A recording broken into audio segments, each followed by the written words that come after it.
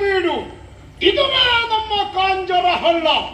ವರ್ತಮಾನ ಕಾಲದಲ್ಲಿ ರಕ್ಕಸ ಕುಲ ಸಾಮ್ರಾಜ್ಯನಾಗಿ ವಿಜೃಂಭಿಸುತ್ತಾ ಇರುವವ ಕಾಂಜರಾಸುರ. ಕಾಲ ಬಂದಿತ್ತು ರಕ್ಕಸರ ಬದುಕನ್ನು ಸಾಗಿಸುವುದಕ್ಕೆ ಎಲ್ಲೆಲ್ಲಿ ಅಲೆದಾಡಬೇಕಾದಂತಹ ಸ್ಥಿತಿಗತಿಗಳು.